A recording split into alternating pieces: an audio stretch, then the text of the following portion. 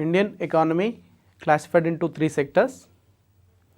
One is agriculture sector, second sector is industrial sector, third one is service sector. Already we discussed about the agriculture sector.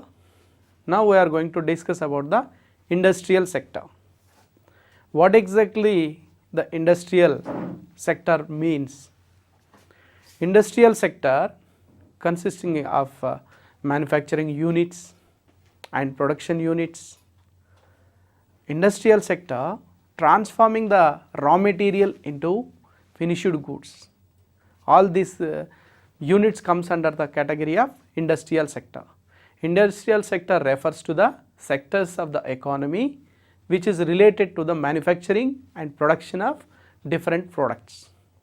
Industrial sector is a great importance of economic development in our country. Industrial sector plays very good important role in economic development of one country. That is what we are going to discuss now. First we will discuss about the structure of Indian industries.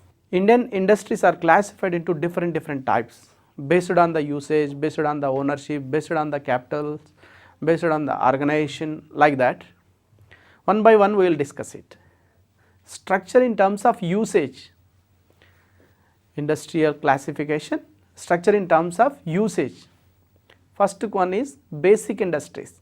Basic industries means which industries are produce the capital goods, machines, machinery units, all comes under the basic industries category. Second category, industries producing consumer goods. The industries which are producing consumer goods, textiles, clothes and some food like that, all these comes under the consumer goods, industries producing consumer goods, that is second category. And third category, industries producing intermediate goods. Intermediate goods are goods which are used in the production of capital goods and consumer goods. The intermediate goods are called, that goods are used in the production of producer goods and consumer goods. Example for the intermediary goods are cement and all that, the type of raw material, okay, not finished goods. Okay. Next classification, that is structure by type of ownership. First one is structure by the usage. Now structure by the type of ownership. Public sector undertakings, second one is private sector undertaking, next one is joint sector undertakings.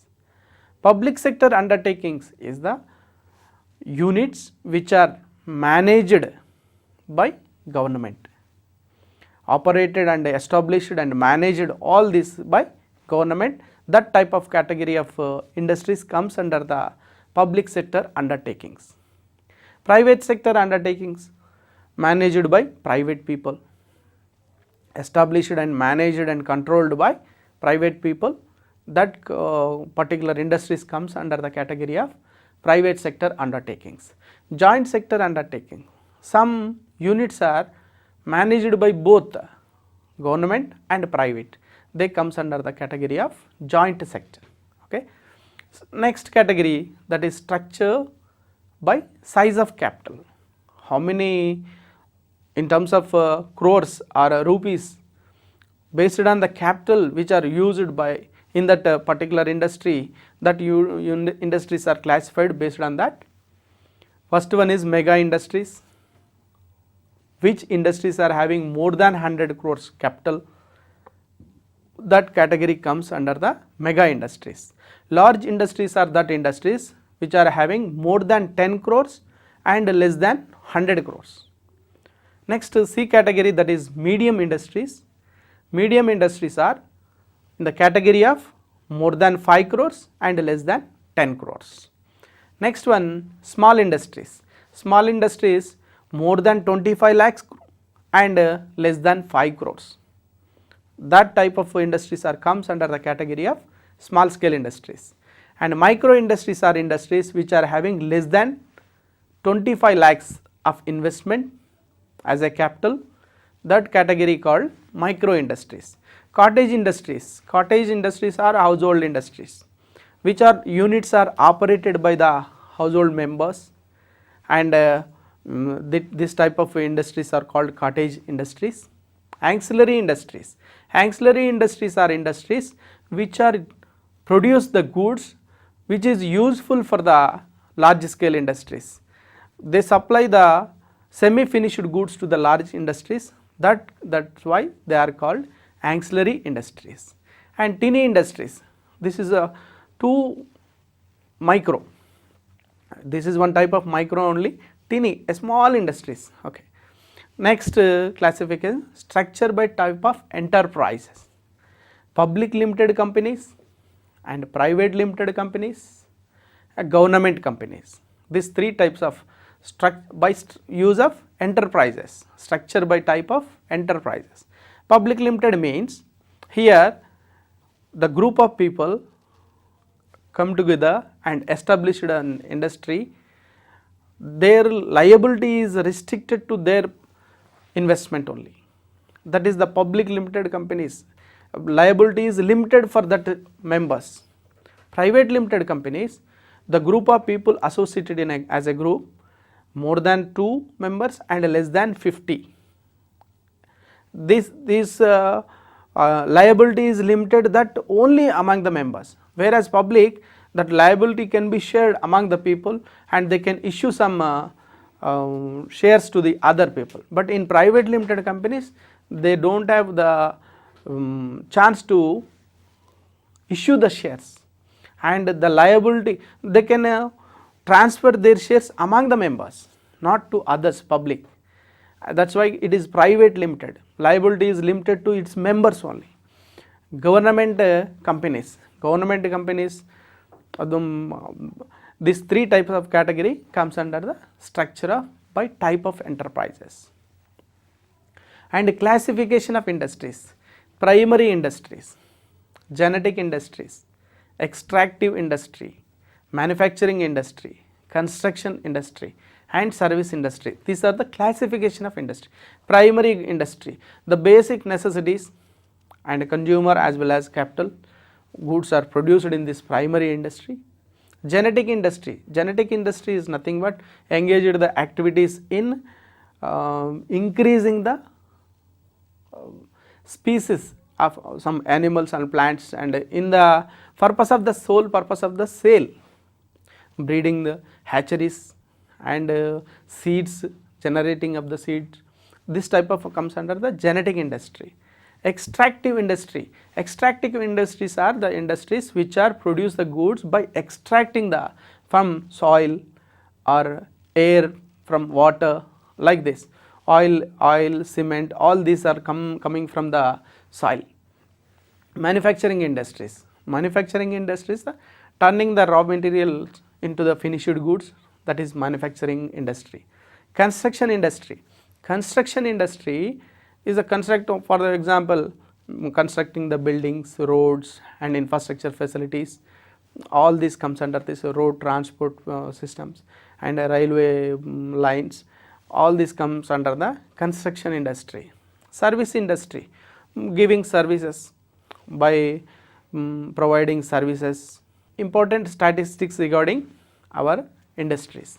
The share of industry in GDP, contribution of industries into the GDP at factor cost is approximately 16.6% in 1950 to 51, that is now it is increased to 26.2%.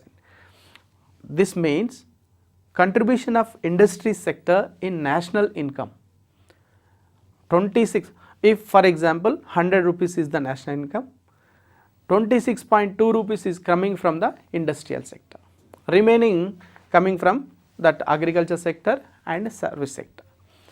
Rate of growth of industrial production is approximately 2.9% to 1.1 in recent year. Of course, we can say that 2 to 12% of the each year registering industrial growth rate at the rate of 2% to 12%. Now we are observing some sluggishness in industrial growth rate. This was happened because of a recession we observed during the 2008-9 to it is following like that. Now we observe some small growth rate registered in industrial during the period of 11-12 and 12-13. So if we observe some statistics regarding industrial production of major industries in during the period of 2012-13, electricity generated 912.1 billion kilowatts per hour, crude petroleum production 38 million tons, cement production 252.5 million tons, textiles 60,453 million square meters in 2012-13, sugar 248 lakh tons, coal 583 million tons. Like this, we observe the major industries and the prime industries in India, their productivity capacity is increasing. If we compare with 1950-51 to present, we improved a lot by increasing the productivity of industries. Now we will discuss some industry reasons for the industrial backwardness. We observe in India during the period of 60 years of planning, in the starting of the planning we slowly registered growth rates and we improved little bit, and first plan wise we given importance to first plan given importance to the agriculture, second plan given importance to the industries, third one also given industries, and fourth agriculture. Again like that the importance have been changed, and during this 60 years of period if we observe the industrial growth rate among 2 to 12%. Reason for the industrial backwardness, what are the causes behind this industrial backwardness which we observed in? Causes of industrial backwardness, point wise. First point, British rule policy. British rule policy, Britishers ruled as they used our country as a supplier of raw materials, and it's a lucrative marketing for finished goods. They treated us like that. So they have transported all raw material to their country, and they planned for their country's development, and they have not concentrated to develop the Indian industries. So they used for supplier of raw material and a good market for the finished product which is completed in their country. They transported, they exported to our country, finished goods are exported, taken by raw materials are taken by them, and the same raw material is turned into the finished goods, and again that finished goods supplied to the India. That was the main cause for the industrial backwardness in India. Lack of mineral resources. Some resources are not available at the time, and oil products, if we observe the petroleum products and coal, these mineral resources are lack of these mineral resources, we cannot registering high growth rates in industrial. One of the reason for this, due to this reason industrial backwardness we are observing. Lack of capital.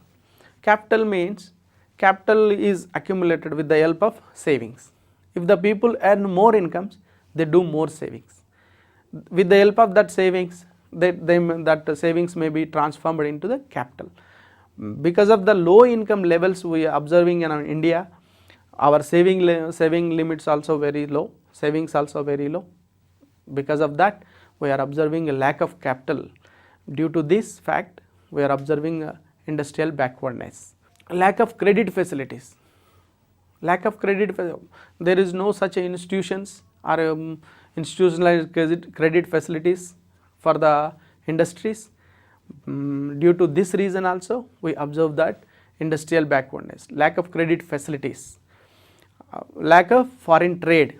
Foreign trade also, we are not technically developed, our finished goods are not competitive with the other countries in quality and quantity wise. So our foreign trade is very less during the starting period of Indian planning. For that reason we are not earning a foreign exchange reserves, which is very important to import the new modern technology. Due to lack of foreign exchange reserves, we are lacking behind in the industrial progressiveness. Lack of technical experts, this is also one of the constraint for the industrial backwardness in India.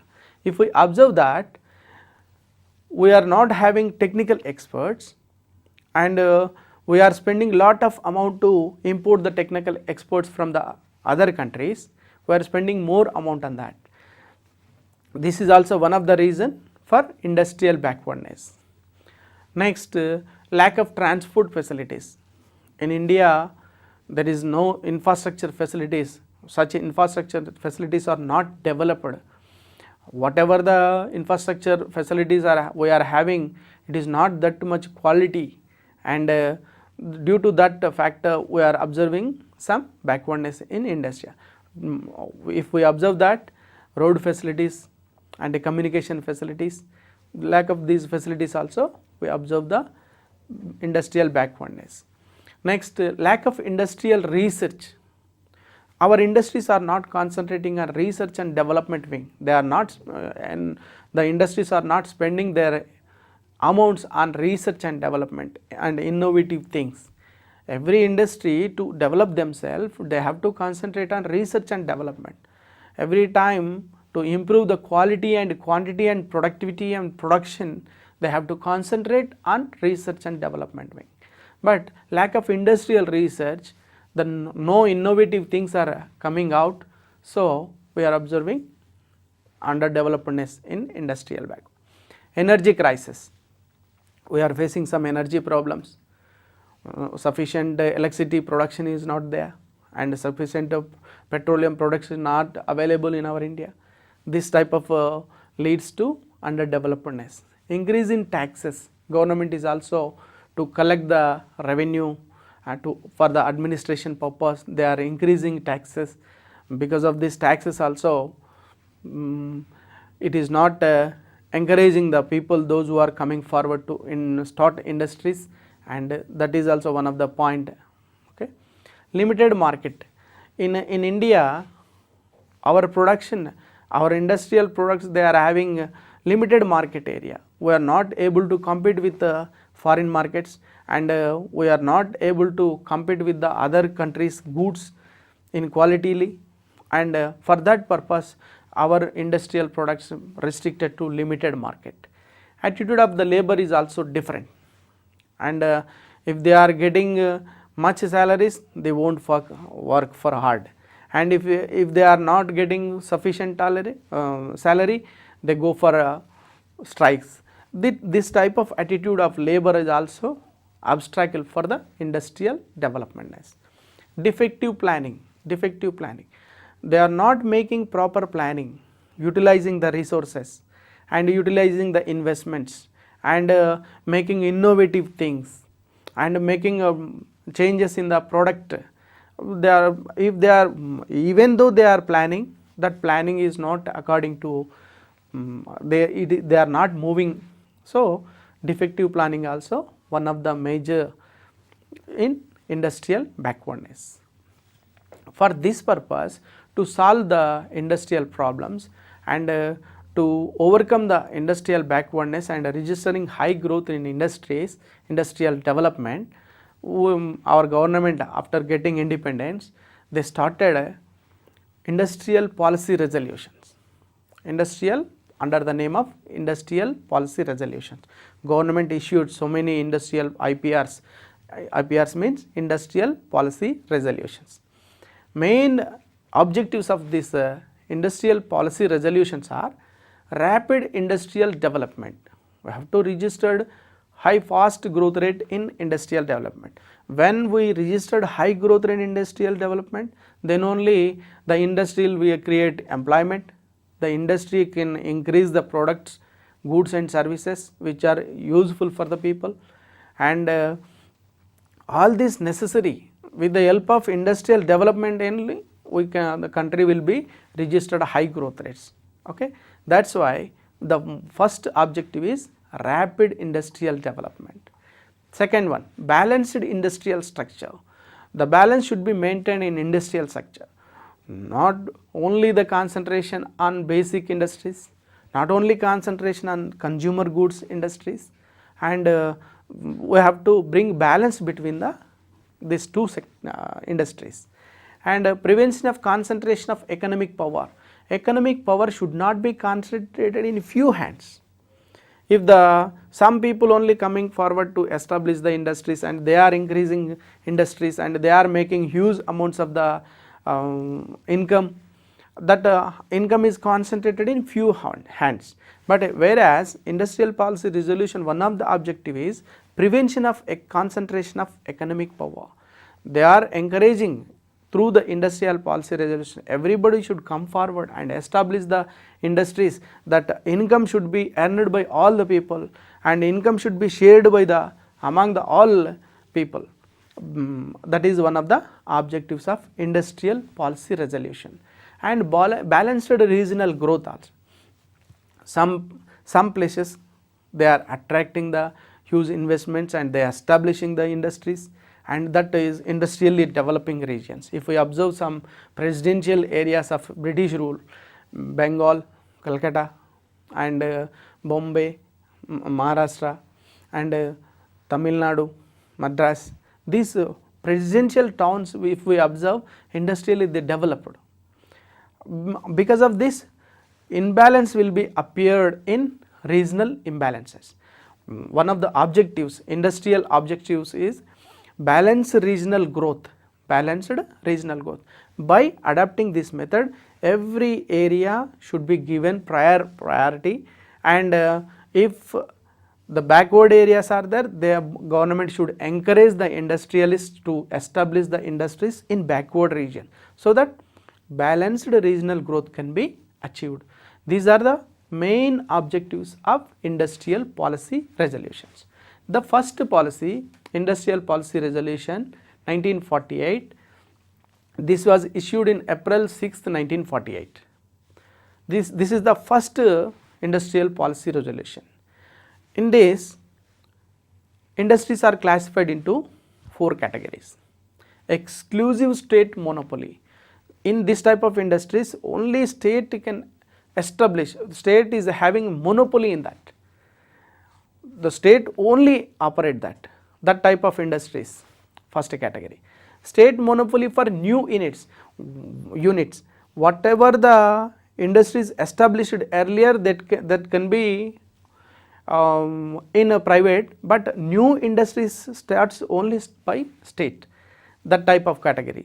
Second one, state regulation. Some industries established by the private people, but regulation must be by state. Unregulated private enterprise, remaining all other given to the unregulated private enterprises. This type of 4 categories are classified in industrial policy resolution, in first industrial policy resolution.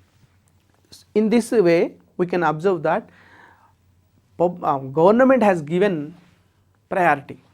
Exclusive state monopoly for new units, state regulation. In every industries, the role of states, role of government is increasing. This type of policy resolution was issued in 1948, April 6. This is the first resolution. Second one, Industrial Policy Resolution 1956. After establishing Planning Commission, after first plan started, 1948 resolution is coming before the planning period, and after Planning Commission established, and in 1955-56 our government has taken step to the socialistic pattern of India. So for that purpose, new industrial policy resolution is required, and government announced a new industrial policy resolution in 1956. In this, classification of industries, 3 sectors: Schedule A, Schedule B, and Schedule C. In Schedule A, 17 industries were given, like important arms and ammunition, and atomic energies, like that. So chemicals and hazardous chemicals, explosives, and all this comes under that 17 industries. Schedule A contained 17 industries. In these 17 industries, the new industries and should be maintained and operated by government only. Schedule B contained 12 industries. These industries required license, and remaining industries fell in the category of C category. This can be established by private people. This is the classification. And second, assistance to the private sector. Private support was given by the government sector to the private sector. Assistance in all aspects, providing credit facilities, providing infrastructure facilities, in all aspects assistance to the private sectors should be given priority in this industrial policy resolution. Expanded role of cottage and small scale industries. In this 1956 resolution, expanded role of cottage industries and small scale. Balanced industrial growth among various regions. Again, regional imbalances. To control the regional disparities, we have to give importance to the regionally balanced regional development. For that purpose, balanced industrial growth should be there, and establishing the industries in remote areas, backward areas is also very necessary. In this way, balanced industrial growth among various regions. Role of foreign capital. It is recognized the role of foreign capital and giving a chance to the role of foreign capital. Development of managerial and technical cadres. Government has concentrated on managerial, improve the skills, managerial skills and technical skills by giving training facilities. This type of steps was taken by in industrial resolution, policy resolution 1956. Incentives to the labor. It is providing some incentives to the labor also who are working in the industrial sector in a way of some incentives. Industrial policy 1977. This is the third industrial policy resolution. This was issued by Janata Party in March 1977. Small scale sector classified into three categories: cottage industries, tiny units and small scale industries. Small scale industries second point, that is district industrial centers have been established in each district to encourage the registration of industrial centers, registration of industries in each district wise. District industrial centers were set up in this industry. According to this industrial policy resolution, DICs are established, district industry centers are established. Third point, that is handloom sector was given preference, and this entire 1977 industrial policy resolution, they are concentrated on small scale industries, district wise development of industries and handloom sectors. For reduction in regional imbalances, they are concentrated all these things, towns to urban areas to backward areas, and this was given priority in this. Special attention was to be given to the promotion of tiny sectors, establishing tiny sectors. They have given importance to establishing the tiny sectors. All these are the main points which have been issued in industrial policy resolution 1977. Next, again government has been changed in 1980. Again Congress party came into the ruling and they changed the old industrial policy resolution which was given by Janata Party. On July 25th, 1980, Congress party announced the new industrial policy, that was industrial policy resolution 1980. Again their concentration is also almost all the same, little bit change. Revitalization of the public sector, strengthening the public sector, economic federalism, they concentrated on the economic federalism, redefining the small units. According to the 1977 industrial policy resolution, tiny industries limit is 1 lakh, and in this tiny unit limit is increased to 2 lakhs, and small industries investment limit is also increased to 2 lakhs. That is small industries and ancillary industries. Ancillary industries are industries which are useful for the large scale industries. Promotion of rural industries, removal of regional imbalances, industrial sickness, regulation of unauthorized excess capacity. these are all the points which are given in Industrial Policy 1980. This was issued by Congress Party in 1980. Then Industrial Policy Resolution 1991. Examination point of view, this is the very important Industrial Policy Resolution. This was issued by P.V. Narasimha Rao and Manmohan Singh. P.V. Narasimha Rao is the Prime Minister at the time, and Manmohan Singh is the Finance Minister. We are facing some economic crisis in India. So at that moment, LPG policy was undertaken with the help of this Industrial Policy Resolution. The government announced new industrial policy on July 24, 1991. The major objectives of this new policy is to build on the gains already made, to correct the distortions and weakness that might have crept in Indian economy, to maintain the sustained growth in productivity and employment, to create employment, to improve the productivity of industries, to attain the international competitiveness. We have to attain the international competitiveness by improving the quality of production, quality of products. This is the main objectives of Industrial Resolution Policy 1991. To achieve that objectives, some initiatives which have taken in this policy are: first, abolition of industrial licensing. Total industries not required to industrial licensing. For only some 6 industries are required for licensing. According to the 1991 industrial policy, it was restricted to only 6. Earlier it was the number is 17. Now it is not required. All that industries are not required for the licensing. So they abolished the licensing system. Public sector role is diluted by giving a chance to the private. Then reserved industries number is reduced to only 3, that is arms and ammunitions, and atomic energy, and railway transport. These 3 only reserved in government sector, but remaining all other given to the private sector. Public sector role is diluted, and MRTP Act is amended. According to the MRTP Act, every company which is having more than if they are crossing 100 crores of worth of capital, if they are expanding, before expanding they have to apply for the permission. That is the MRTP Act, Monopoly Restrictive Trade Practice Act. This was amended.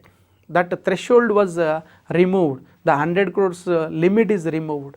Now the companies they can increase their investment level before obtaining the prior approval.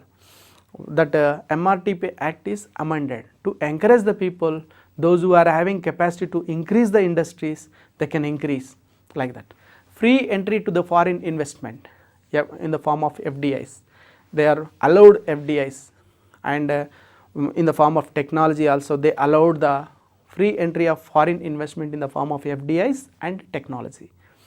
They invited the foreign direct investments, and they imported the technology. Some liberalization has been taken in this. Liberalized industrial location policy. This is a industrial location policy also liberalized. Earlier need to apply for the permission when they are going to establish one industry in one location. Now according to the 1991 industrial policy resolution, not if the population is not more than 10 lakhs, in that place anybody can establish the industries before obtaining the approval. If the population is more than 10 lakhs, then only they have to apply for the approval. That is the liberalized industrial location policy. Removal of mandatory convertibility clause. What it means?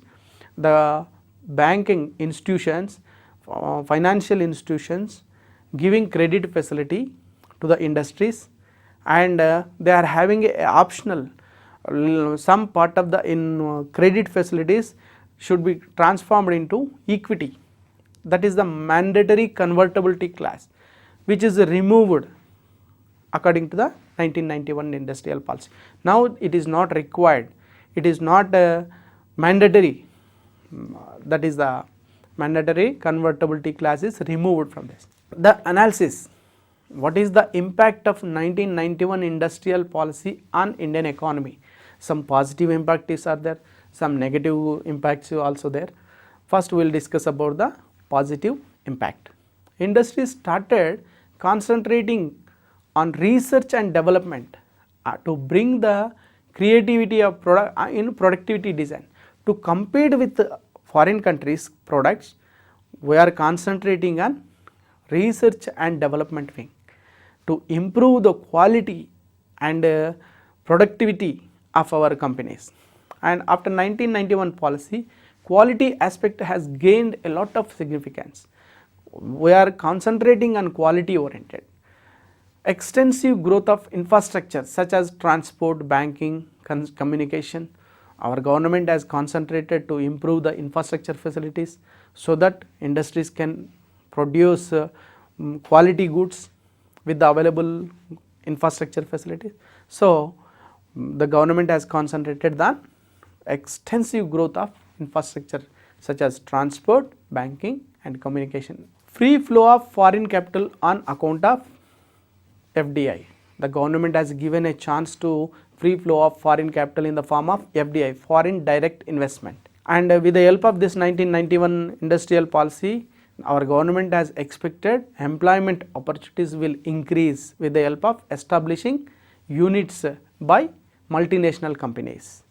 Increase in the standard of living, automatically the production will increase, productivity will be increased, goods and services will be increased, income of the people will be increased, and so that it brings the increase in standard of living. Implementation of better technology with the help of foreign direct investment and with the help of foreign technology, improvement will be there. Okay. Negative impact, if we discussed earlier is positive impacts, and some negative impacts also we observe in this. Tough competition for domestic industries. Now domestic industries should be compete with the foreign industries. So this is the very tough competition for domestic industries. And opposition from trade unions. In India there are some trade unions who are opposing the liberalization due to competition arising because of this. And unemployment, here in positive we will discuss that increasing employment opportunities, but as we expected that much employment is not created with the help of 1991 industrial policy resolution. It is caused for unemployment also. Why? Because we imported a technology and we shifted from labor intensive technology to capital intensive technology. We used advanced technology, so that is instead of increasing the employment, it is decreased the employment chances. So unemployment is increased. Indiscriminate use of natural resources of our country by multinational companies. Multinational companies they used our natural resources indiscriminately. That may be some negative impact on Indian economy. Distortions in the production structure, and this type of negative impacts we observe in 1991 industrial policy resolution. What is the meaning of special economic zones? Special economic zone is a geographical region that has economic laws different from country's typical economic laws. They have different laws. They are established for increasing the foreign investments. They should attract the foreign investment. Our productivity should be increased, production should be increased, so that we can our exports will be increased with the help of SEZs. The special economic zone policy in India first came into the inception of on April 1st, 2000. The prime objective was to enhance the foreign trade and provide the international competitiveness for exports. We should increase our exports with the help of some incentives given to the industries in which is established in the special economic zones, by giving credit facilities at a lower interest rate and some incentives in the form of tax reductions, this type of facilities. Total types of sedges: multi-sector sedges, the required 1000 hectares, sector specific sedges, 100 hectares is required for this. Free trade and warehousing zone, 50 hectares is enough for this. Free trade and warehousing zones, ITES, handicrafts, biotechnology, non-conventional energy, gems and jewelry, particularly every they are establishing as sedges. Small scale industries, role of small scale industries in economic development of one country. We will discuss in the point of view of Indian economy. Okay. First, what are the characteristics which we observe in small scale industries? First, ownership by limited people or a single person or a group of people in the partnership, and management and control by active person. Even though there is a partnership, but the active person will take care of the management and control, remaining all other sleeping partners. It is a small unit, because if it is small unit operated by and managed by only single person, area of operation is also very limited.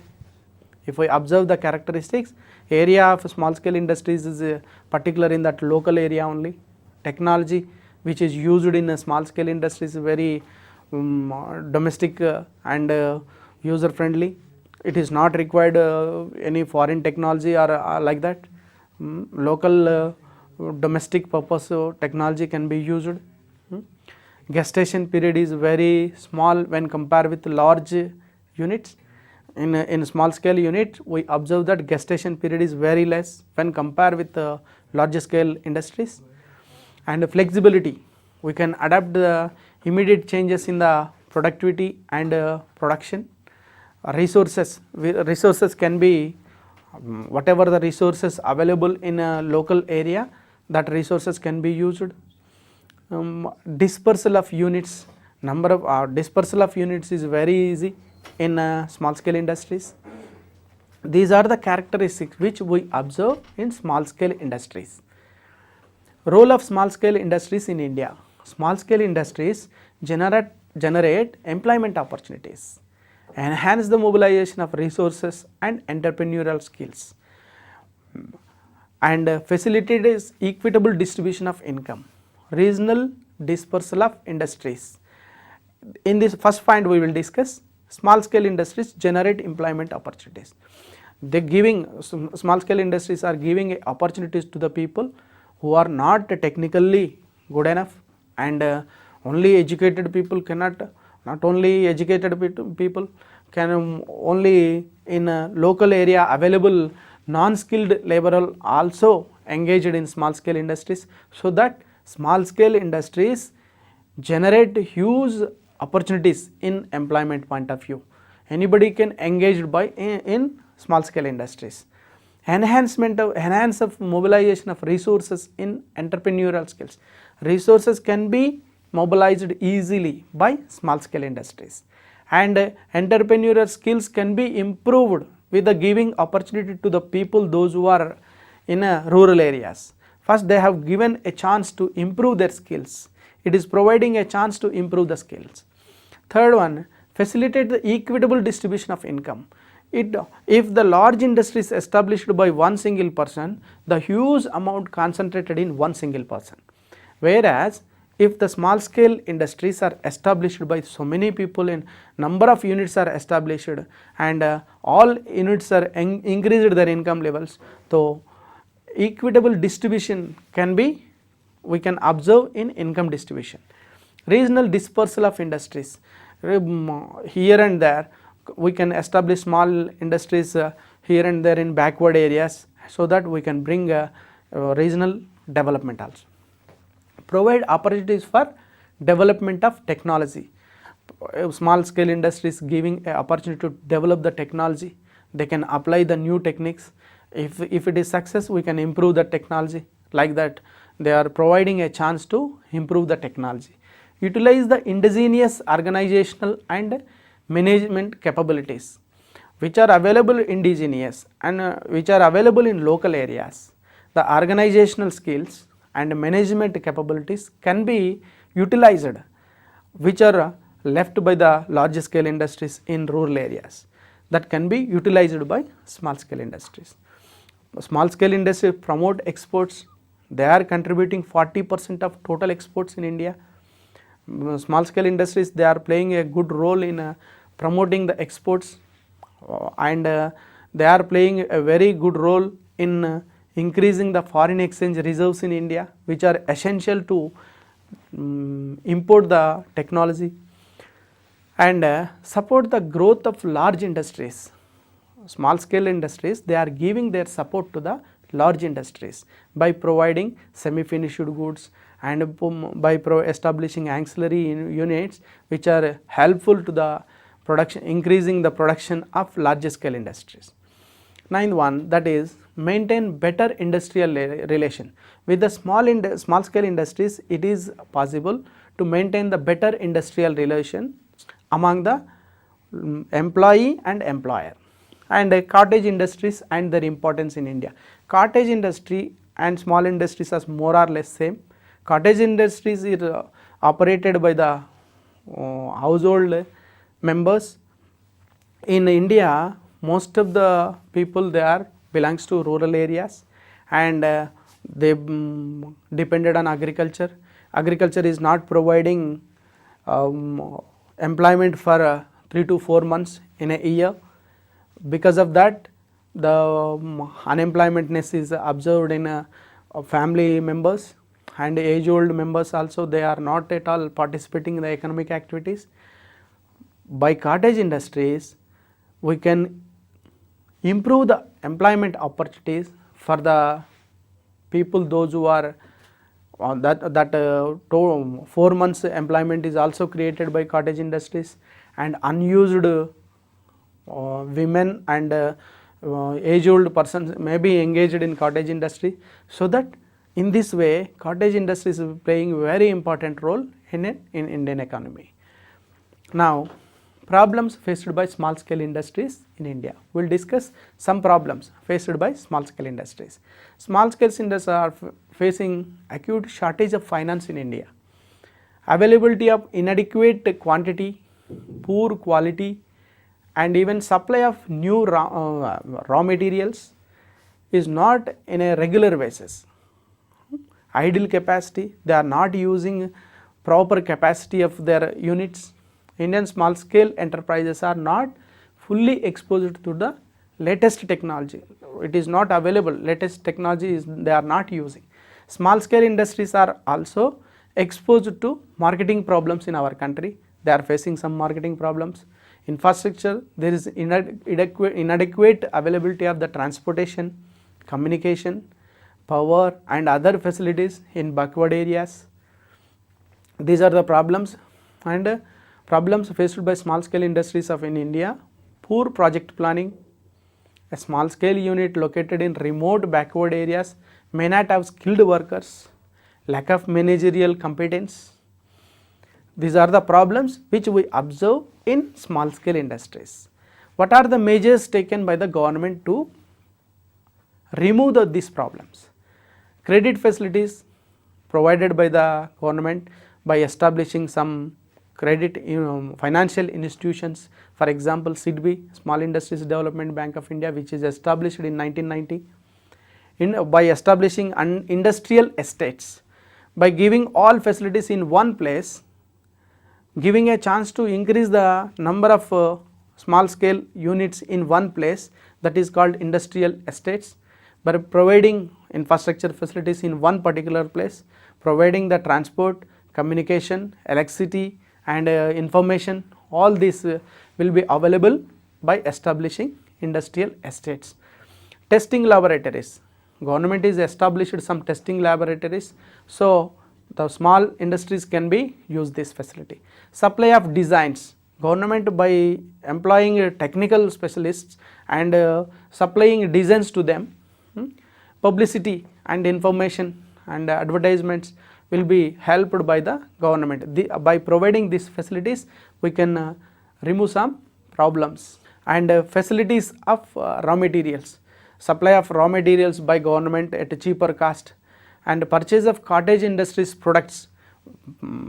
By purchasing the cottage industries products by government at supportive prices, they can encourage the small scale industries. Protection against the foreign competitions, protection against the, by giving some incentives to the domestic small scale units, they can provide the protection against the foreign competition. Establishment of training institutions for small scale industries, every year by conducting training programs, giving training to the people who are engaged in small scale industries, so that capacity can be increased. Handicraft center, by establishing handicraft centers, they can encourage the small scale industry, they can remove some problems of small scale industries. From this industrial sector, the student should concentrate on that. According to which industrial policy resolution our socialistic pattern was observed? Example for answer for this 1956. And liberalization policy, privatization policy, globalization policy implemented in industrial policy resolution 1991. Multiple choice will be given, and our question will be framed like that.